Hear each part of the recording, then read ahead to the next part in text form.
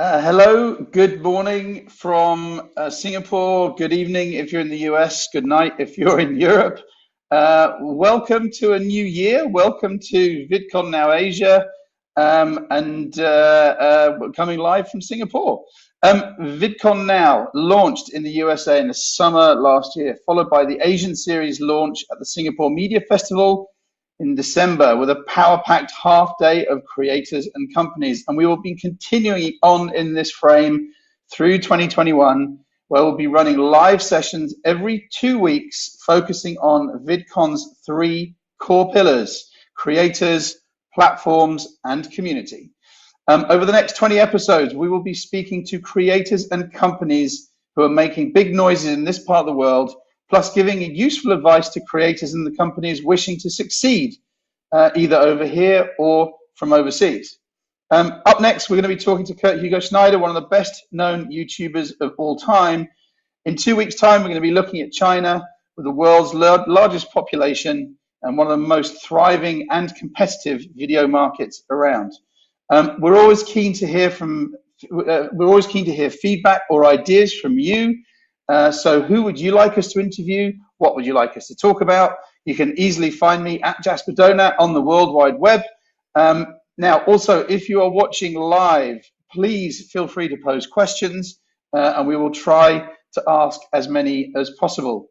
On to our first VidconNow Asia session of 2021. And this is all around the subject of breaking Asia. And we're going through the eyes, as I said, of one of the best known creators in the world.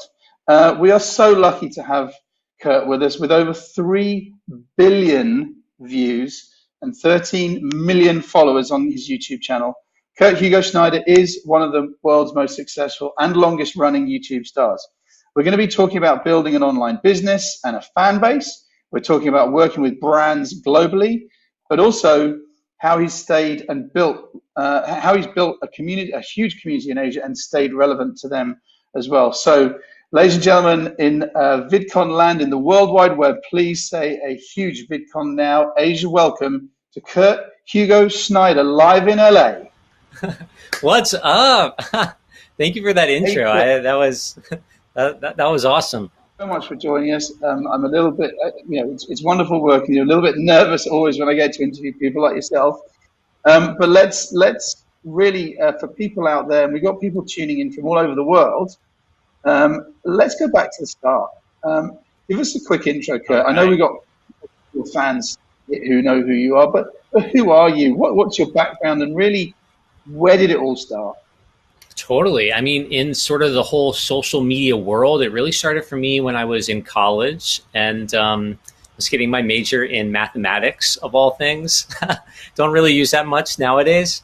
But, I had a job working in the media center on campus. And basically, I had access to, cameras and their nice microphones and all this cool stuff. And I wanted to learn how to use it. And I was really into music production and filming people and just trying to do crazy things. And YouTube was kind of blowing up at the time. And I was watching a lot of YouTube. And it was probably my junior year when I decided, I want to do that. I want to try to make some of those videos. And just kind of with some friends that I collaborated with, some awesome singers at my school, I just started putting up videos on the internet and, hoping someone other than my mom would watch them. And, that was really the beginning of it all. It took about that first year of doing videos.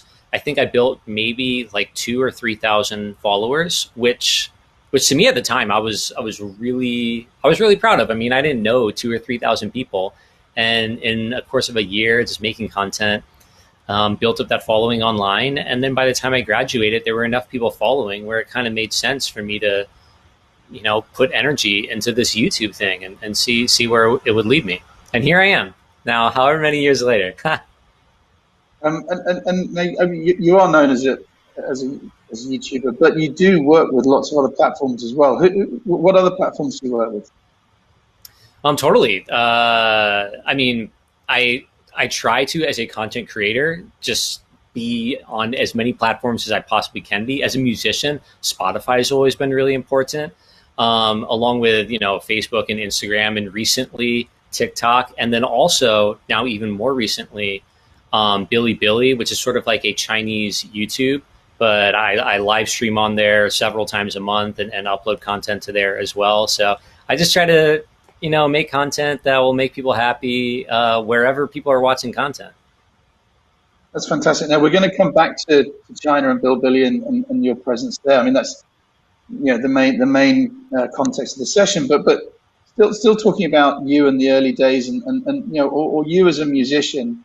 What's your creative strategy? Obviously, you're very well known for working with a lot of other artists. Take us a little bit through the creative process that you go through. Totally. I think probably primarily because I've always been more of a producer and I play a bunch of random instruments.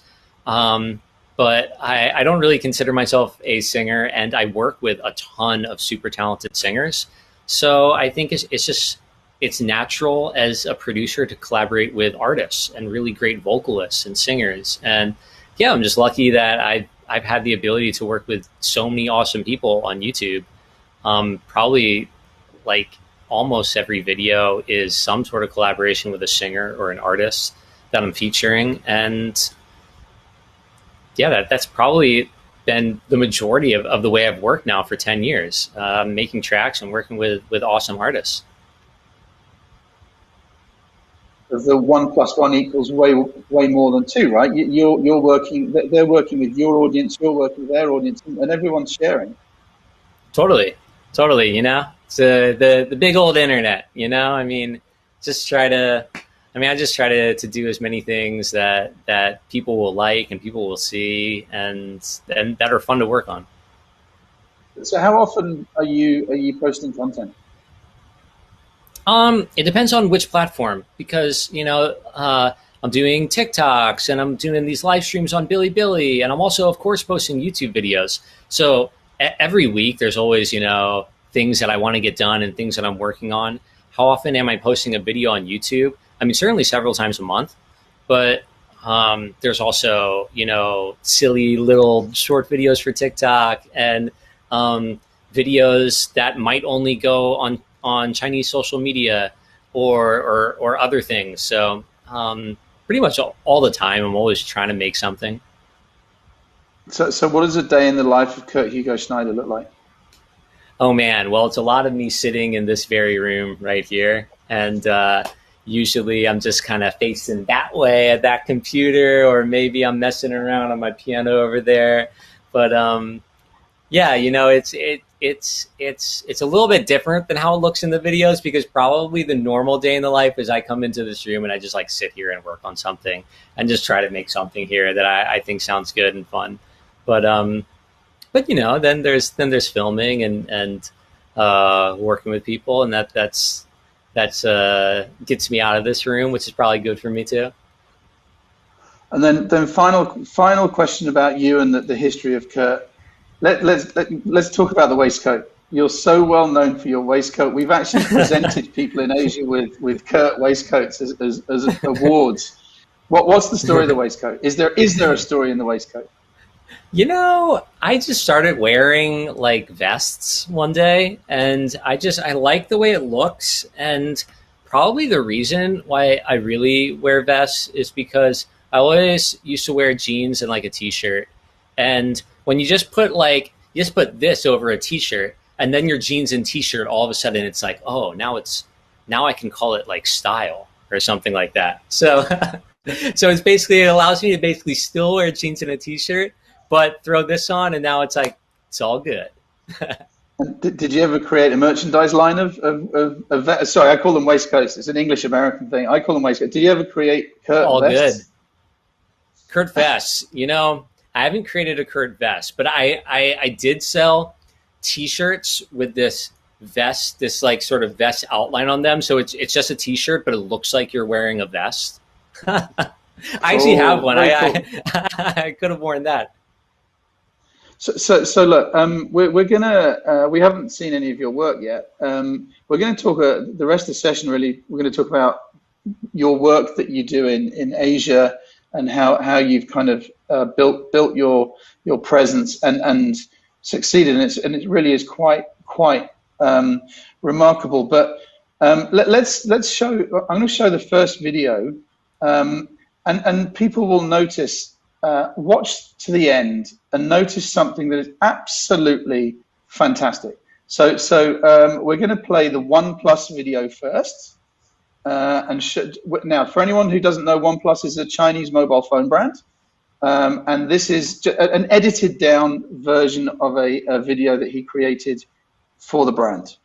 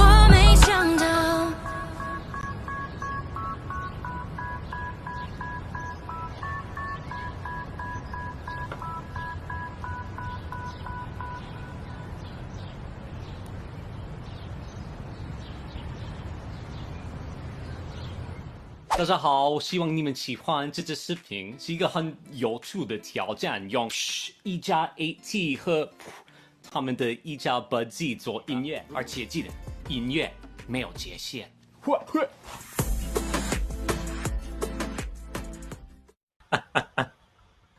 So Kurt, I have to say, firstly, that video is brilliant. Okay, the video is edited. It's a much longer video, and people can find it up on YouTube and stuff. But when my crew over here saw you at the end of that speaking in fluent Mandarin, it's not just fluent. Your intonation, maybe it's being it's fantastic. Tell us about learning Chinese, because this obviously leads a lot into succeeding in Asia. But when did you learn Mandarin? I started picking up Chinese about 3 years ago, and I mean, I love languages. I love learning languages. It's just a hobby of mine nowadays, and I'm always kind of working on learning some language. Chinese, I'm not really so much actively working on right now, but all my live streams that I do on Bilibili every month, I'm using Mandarin for those live streams several times a month. So, I'm kind of always, I never want to lose a language. If I've gotten to a level that I'm very happy with in a language, I never want to, lose too much. Because obviously if you don't use a language for a while, you get a little rusty, but it's still in your head somewhere. Typically I find that if I haven't used a language in several months, in about a week of listening to videos and talking with people in that language, you basically get right back to where you were. It's sort of in some ways like riding a bike. I mean, if it's in there somewhere, it's in there, But I don't know. Sorry. No. I was just I could go on for a while about languages, so feel free to cut me off. I mean, I think Chinese is a beautiful language, but it's a language that's particularly hard for a lot of Western speakers. If your native language is a Western language, like maybe English or Spanish or French or one of these Romance languages, you're probably going to find Chinese difficult. I found Chinese difficult. It's probably among the languages that I feel comfortable just talking with anyone in. It's certainly been the hardest for me. So yeah, I don't know. It's a singing language, right? It's a tonal language, yeah. So, which essentially means that based on how you say a syllable, the tone with which you say it changes the meaning, which to some degree exists in other languages.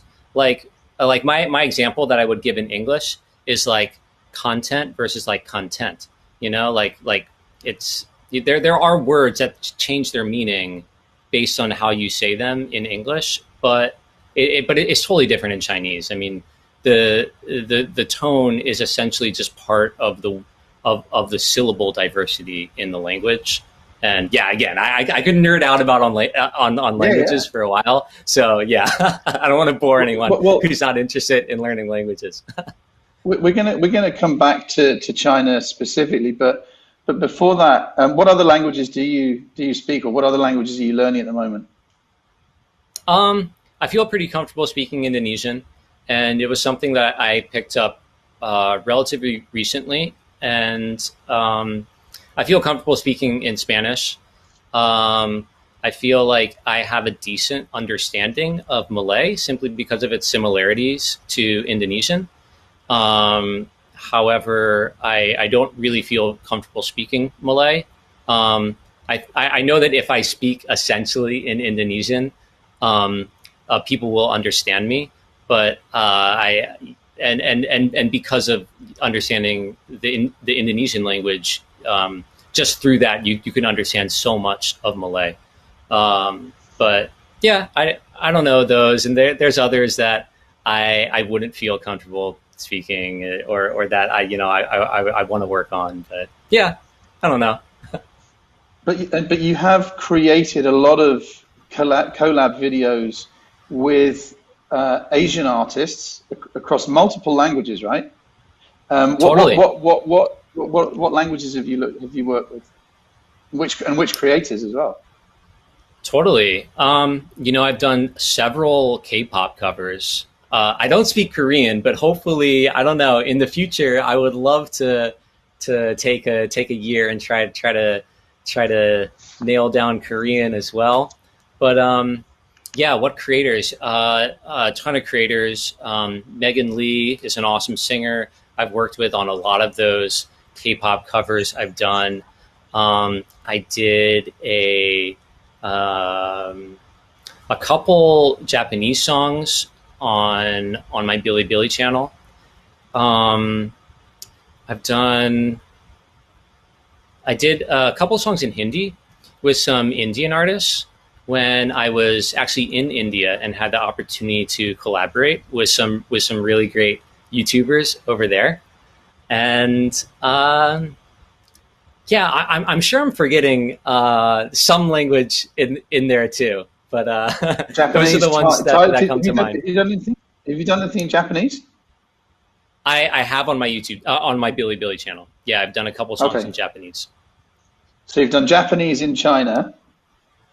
Yeah. That's great. And look, I think this list does lead very nicely into Asia and the success that you've had in this part of the world. I mean, we get a lot of artists coming to us saying, "I want to go to China," and our first question is why? And they say, "There's 1.4 billion people," and we say, "Great.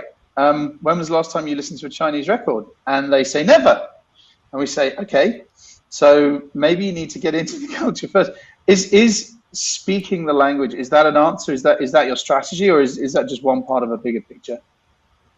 I mean, it's definitely one part, but I actually think the language is a really important part. A language is certainly an important part of culture, but not only that, language is a tool. I mean, it's a tool for communication, and if you don't speak the language, then it can be a lot harder for you to connect with people you want to go and visit Indonesia. It's so much easier to just talk and experience the culture and enjoy yourself if you can speak Indonesian with people. It's great. I just enjoy being able to communicate with people in their native language. Also, I feel like it's kind of a sign of respect. If you're going to go into China or Indonesia or anywhere else, it shows a level of dedication that you've spent however many hours and however much time to get to a certain level of proficiency in the language. It's just, I mean, obviously you can't put in, a couple days of work and be able to speak to someone in a foreign language that you've never studied. So it just, to me, it shows that you've put an effort into, just kind of experience their language and their culture.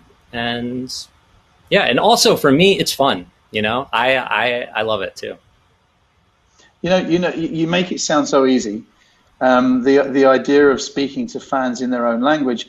But it's remarkable how many creators out there don't even think, and they're not being arrogant, right? They just don't think about it. They assume that English is the lingua franca, and therefore they can come to different parts of the world and people will understand them. Whereas you really have taken that step, and you know, I know you say you're not fluent, but apparently, according to a lot of the team, you're fluent and you sound very good.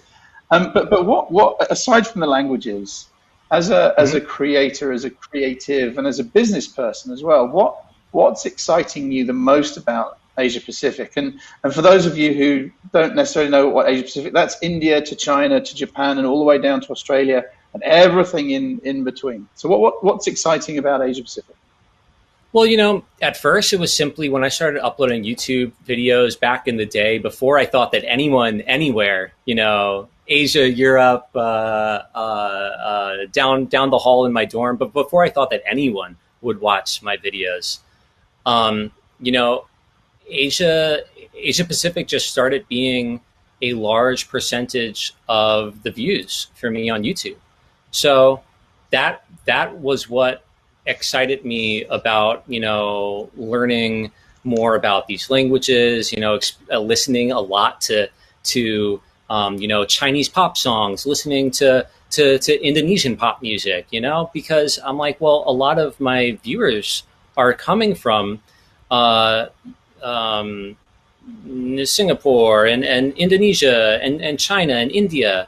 So, you know, I wanna be listening to the stuff that they're listening to, and I wanna know the videos that they're looking at, and I wanna try to learn the language too. So, I mean, as far as what's exciting for me now, you know, it's honestly every time I get to like work on some project where there's good music involved and I'm working with talented people.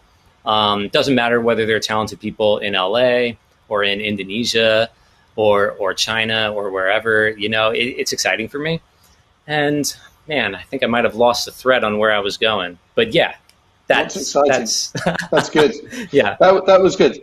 And it's also, look, I think it gives us a great opportunity to show some more of your work collaborating with artists in Indonesia. We recently, now I have to, for full transparency, we were involved in this production. We recently worked with you as musical director on a project in Indonesia for Music Matters, where you came in and you worked with a number of different Indonesian artists. We're going to show, again, a very edited down version of this. Please forgive the cuts in it, the edits in it. You didn't do this edit, Kurt. We did. But, no worries. Let's run the Indonesian collab video, just again to show how you've been working with artists in Asia.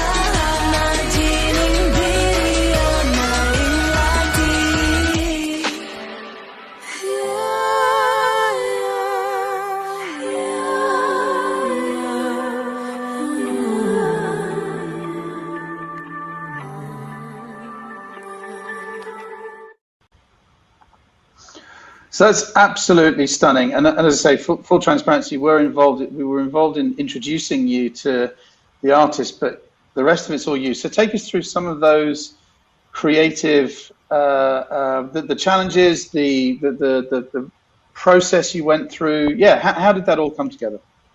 Totally. I mean, it's always a little bit of a challenge working long distance. For a lot of those, there was a song, or in the case of the collab with Weird Genius, a couple songs that were then mashed up. And typically, I take a song, I make a track, I try to make something that sounds like something the artist is gonna love and really be excited about. Also, something that sounds different than the original. I don't want to just remake what they've already made, and yeah, just make something new and unique with the artists. And then for those videos, they shot their stuff in Indonesia. I filmed in LA, and then I got all the footage to play with and make those fun edits for all the final videos that went up. So yeah, it was a lot of fun. And you're also the international artists that you brought in. They were singing in Bahasa Indonesia as well, right? Is when you're actually recording that with them, is that easy? Is that tricky? Does it depend on the artist? Yeah, it probably depends on the artist. I mean, I actually think that Indonesian is not a super difficult language for Westerners to pronounce, at least compared to other languages like Chinese. So it's not as hard as you might think. And the artists that I worked with on this, they have like great ears. Like Sam, for example, like Sam can hear a language and then he will reproduce the sounds, whether he speaks it or not. Like he just has a great ear for reproducing the sounds of words in other languages. And I don't know, maybe it's just being a singer or a musician, but I've actually found that it's not as hard as you would think recording and working with a singer in a language that they're not familiar with. So we talked about China before, and it's very hard to ignore China when you're talking about Asia. I mean, it's say 1.44 billion people. Do you see that the cultural fences are coming down with China and maybe even the rest of Asia as well, between the US, Europe, English-speaking language territories? Are the cultural walls coming down? I mean, I watch a lot of videos on Bilibili, and I watch a lot of videos on Chinese social media, and there's actually a lot of Western creators who are making videos on Bilibili. And I started producing content on Chinese social media, and I'm nowhere close to the only one. There's a lot of people who have bigger followings on YouTube who are making stuff in China. And I recently did a project where I was able to collaborate with some Chinese artists on a video, working together on videos. So I haven't been on Bilibili for a while, but certainly from what I see now, I think there's actually quite a lot of collaboration. And I know you have, I think, 1.4 million subscribers on Bilibili, but maybe a quick introduction to China through Kurt's eyes. What platforms do you work with? How are you engaging with your fans in China? And really, what's the difference between, you mentioned Bilibili a few times, but what's the difference between a Chinese platform like that, or something like YouTube? Well, for me, when I think about the difference in terms of content, language is a difference. For example, on Bilibili, I live stream on Bilibili 3 times a month. And on those live streams, it's mostly all in Chinese, unless I have on a guest who doesn't speak Chinese, in which case I'll interact with the guest, who's often some great singer that I just have the pleasure of being able to play with. I'll interact with them in English. But so language, that's a difference. Sometimes music, it's interesting. The music that, if you look at the pop charts in India or in Indonesia or in China or in the US, and you just listen to, what's the sound of the top 40 in Indonesia? You know, what is a top 40 song in Indonesia? What does that typically sound like? And you'll notice there's actually quite a bit of variety and diversity between what pop music sounds like in different areas. So, you know, what pop music sounds like in China is a little bit different. The use of instruments is sometimes different. There's different Chinese traditional instruments that might be used. There's different chord progressions that are actually popular in Chinese music. And yeah, man, now I think I almost forgot what the thread of the question was. But I guess in terms of differences, when I think about content, I mean, one, I try to use, if I know that something's going up on a Chinese platform, I try to use Chinese as much as possible. And I try to, you know, no matter where I'm uploading something, I just try to make things that, you know, will make people smile and that people will like. And yeah, just try to be positive and something fun. And I think, yeah, you mentioned the live streaming on Bilibili. It's live streaming is a much bigger kind of part of life in China than it is in somewhere like the US or Europe, right? I mean, it's you see these KOLs. Sorry, for anyone, a KOL is a key opinion leader in China, which is a creator everywhere else. But you see the creators of the KOLs walking around, literally live streaming their whole lives, right? Totally. Yeah, I think live streaming's a lot bigger in China than it is in the West, and I think live streaming is probably only growing. I mean, not only in China but also in the West. I mean, everywhere. I think live streaming's only on the way up right now. So, yeah, you know, it's also fun. You know, there really is no other activity where you quite get the direct response that you get in live streaming. I mean, you just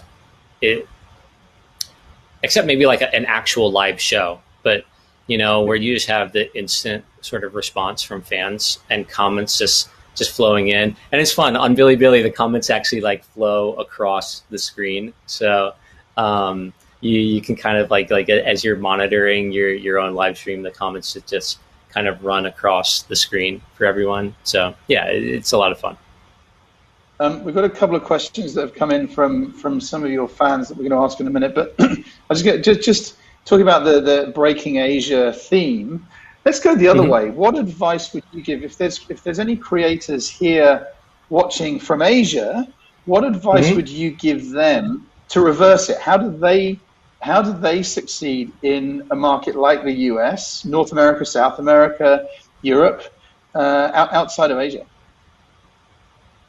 Well, the first thing is to just start uploading everywhere. I mean, I think if you know, just try to upload your content as many places as people are watching content. I mean, if people are watching content on platform A over here and platform B and platform C here, just upload your content to platforms A, B, and C, you know? I mean, as far as, you know, to be honest, I'm not even really sure how to, like, I don't know. Like, if someone had a large following in on some platform that, like, yeah, sorry for stumbling. I'm not actually sure. You know, if someone wanted to break into YouTube nowadays, I guess. Well, one thing actually that I think before I even started making a lot of videos on, say, you know, I keep bringing up Bilibili as an example, is just because I use it a lot nowadays, and yeah, so I'll just keep using it. Apologies for going to the same platform, but you know, before I started producing stuff on there, I actually started just watching a lot of videos, you know, and I just kind of enjoy watching videos and watching people's content. You know, you want to start uploading videos on YouTube and you want to grow a YouTube following. You know, for starters, watch a lot of YouTube videos and, you know, get a feel for what you like and what seems to be working on YouTube. You know, you want to start uploading videos on TikTok, you start watching TikTok a little bit, you know, and get a sense for, well, what's working on TikTok. So yeah, I guess that's what I'd say. Okay, cool. So we've got a couple of questions from fans. First one from Shampa. Not sure where Shampa's coming in from, but how does your, actually there's no, how does your math background, so she's probably in the US, you need an S on the end of maths. How does your math background help you as a content creator? Oh man, realistically, I'm probably not using much from that degree. I mean, maybe I guess I do try to maybe think about things analytically, and I'm kind of like I'm a nerd when it comes to the numbers for sure. But as far as anything I actually learned in like classes at university studying math, yeah, probably not much is being used, is the truth of it. Okay, and then Mary is asking, is there any artist or musician you would like to collaborate with? Oh man, there's like too many. So like, okay, I'm a huge fan of like Justin Timberlake and Ed Sheeran. I also, I would love to work with like JJ Lin or like Jay Chow. Oh man, there's too many, but I'm gonna stick with those four for right now. Okay, you heard it here first. Ladies and gentlemen of the VidCon world, you heard it here first. We are now going out to get Ed Sheeran, Justin Timberlake, JJ Lin, and Jay Chow into a Kurt Hugo Schneider patty cake video. So ready. Okay, I'm so ready. Let's come back into you and your career. I know that working with brands, advertisers, is very important to the creator community. And the way that you, I'm a huge fan of yours, especially when it comes to the way that you integrate brands into your videos. We're going to show an example here next. It's quite an old example, but it's still one of my favorites. And I talk about this a lot when we talk to other advertisers about how they should work with creators. So if we could show the HP video, please. Guys, it is Kurt, and when we got to India, one of the first things we noticed was there's a ton of traffic, and when there's a ton of traffic, there's a lot of car honking. So I thought I would do something cool and take all those car honk sounds and try to make some music out of it. So we're going to try to make some Beethoven out of this. Let's do it.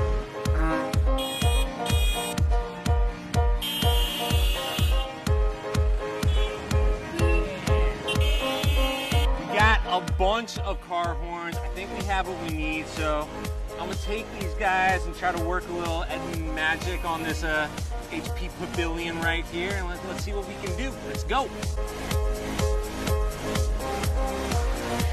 All right, I think we have this sounding pretty good, so let me play you what this sounds like. It's a little ridiculous.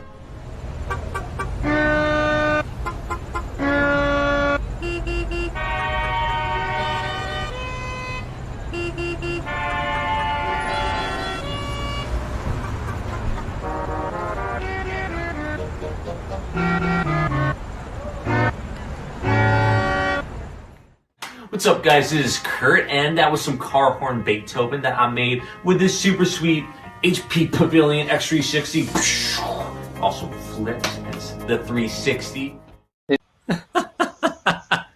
Oh man, that was a throwback right there. That is a big throwback, but it's still again, what was really interesting about that was to take us through the creative process of how you worked with that brand to come up with that video. Did the brand get involved? I mean, behind the camera, was there like a whole agency team and clients standing there telling you what to do? What was the process, and what is your process? Yeah, no, not really. In fact, it was very far from it. I've had the pleasure of working with HP now on a number of videos, and I try to show off the computer and as best as I can, but also I think a way of showing off the product is just doing something memorable with it and something a little bit different. And for me, it almost always involves music, of course. So yeah, just doing something different and memorable and something fun with that also just showcases the product. And how important are brands in your life, in a creator's life? Are they how important do they, what part do they roll? What role do they play? Totally got you.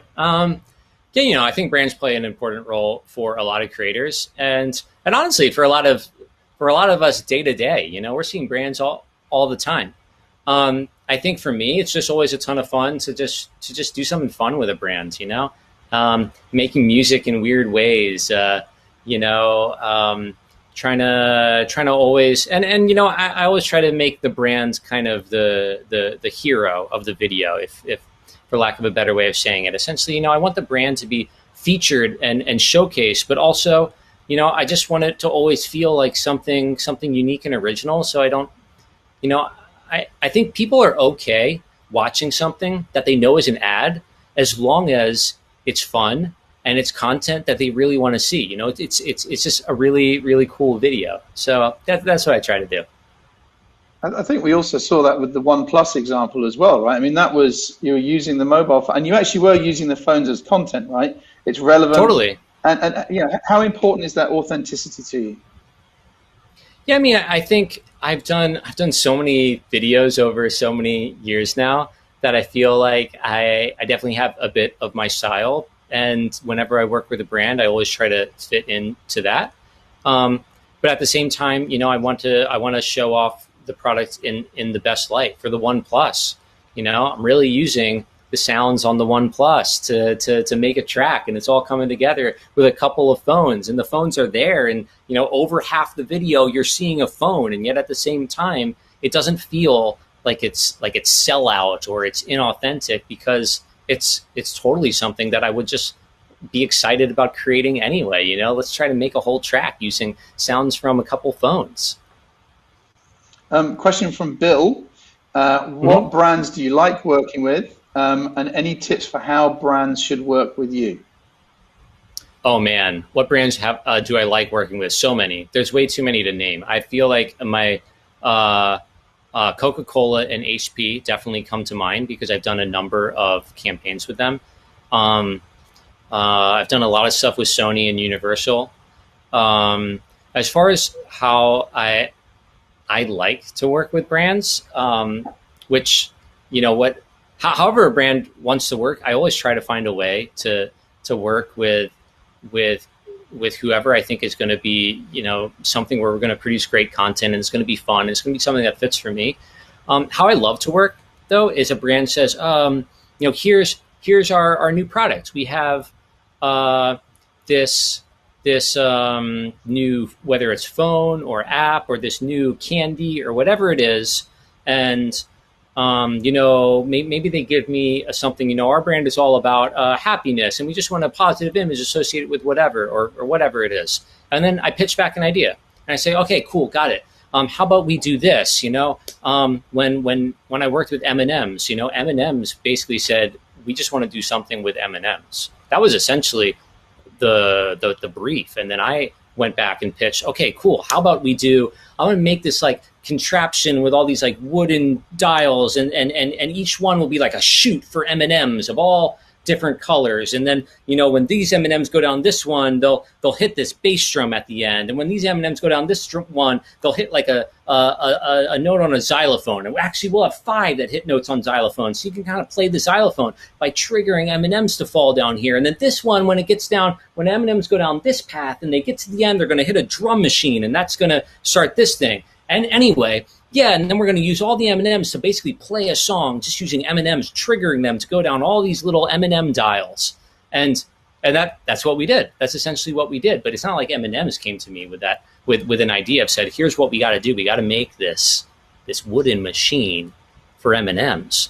So, yeah, I guess I love when a brand comes and says, here's the product. Here's what our brand is about. Here's any core messaging that we want to get across. And then it's my job as a creator to come back and pitch something that's going to work for the brand, and also, you know, going to work for the audience that hopefully, you know, I think people are going to like. Yeah, well, I mean, I can, as you know, I can talk to you forever about brands and relationships with creators. I would also encourage anyone watching this to look into Kurt's channel. There's a brilliant video he makes with Coca-Cola where he's using the bottles as a live xylophone. And it's absolutely sensational, and it's relevant, and it's authentic, and it's really beautifully shot as well. So look for that. So look, there's lots of other questions coming, but we are kind of running short on time. I want to talk a little bit about Kurt and the future. But before that, we've had a question from someone called Yummy Fung, What advice would you give to people who are starting out with their creative careers, whether it's in anywhere in the world? What advice do you give any new creators? Well, first thing is just do it. So don't wait to be ready to do something. I didn't wait to feel like I was ready to produce a YouTube video. I just grabbed the nearest camera that I had available to me, which I at the time I was able to get one from my school that I could use for a few days, and I used that to make a video. So one, don't wait till you're ready. Two, I would say find something you love, because I mean, of course, it always could happen that you just like strike gold on your first video and it's a huge success. But if you're like me, or like probably 99% or much more than that of people who are making videos, then it's going to be a journey, and it's going to be a long road probably before you find a video that you might even call a huge success. So I would say do something you love, because if you don't, you'll get burned out along the way, and you probably won't stick with it. And third of all, just I don't know, three's a round number. Let's just go with three things. Third of all is, I would say, appreciate the little victories. It's always easy to compare yourself to when I was starting out, and none of my videos got anywhere close to 1 million views or anything like that. It's really easy to compare yourself to the things that are most visible that you see out there on, whether it's YouTube or wherever it is. But you make a video that you're proud of, and someone writes a good comment, cherish the little victories, because I don't know, the whole journey is just a journey of little victories along the way. So enjoy it. Fantastic answer. So okay, final question for you, Kurt, which is actually two questions. But what's next for Kurt Hugo Schneider, and really what's exciting you the most about 2021? Oh man, what's next? Well, I'm lucky to love what I do. So what's next is a lot of the same of what I love. Making silly videos on TikTok, doing live streams on Bilibili, making videos on YouTube, and hopefully collaborating with a lot of super talented and amazing artists. So there's that. What am I most looking forward to? I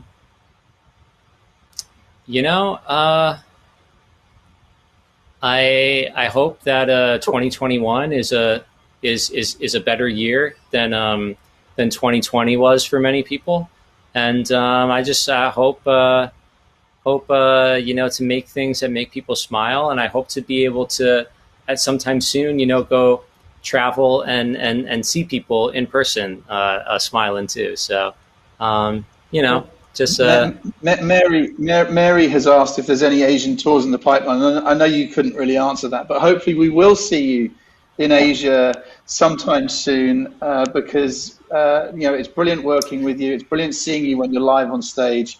Kurt, I could talk to you forever. We've run 8 minutes over time, which means I'm going to probably get into a lot of trouble, but it's been absolutely wonderful, going all the way back to the beginning of your career and talking about how you really have this long road that you've gone ahead, and you said it yourself, it is a long road, and how you've talked about being relevant. I mean, the languages that you've learned are amazing. How to become relevant in China or in Asia, speak the languages, be authentic. Authenticity is so important to you. We talked about creativity.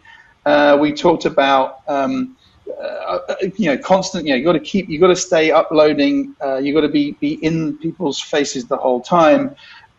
We talked about, I can't read my notes here.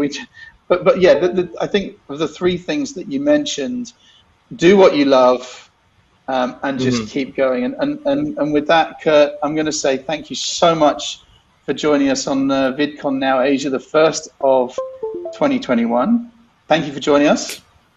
Thank you so much. Thank you so much for having me. I hope I have a more specific answer on that when my tour in Asia at some point. I hope I have a more specific answer for that soon. But thank you so much for having me. We'll be there in the front row. We'll be there in the front row, Kurt. So that's it. Now there's loads more shows on the VidconNow platform being produced all the time from all over the world. So do stay logged in to find out what's coming up next. Up next from Asia in 2 weeks on February the 4th, we're looking even deeper into China, what the platforms are, who the creators are, and how people are really building successful businesses. But once again, thank you so much for Kurt Hugo Schneider for joining us. VidconNow Asia 2021.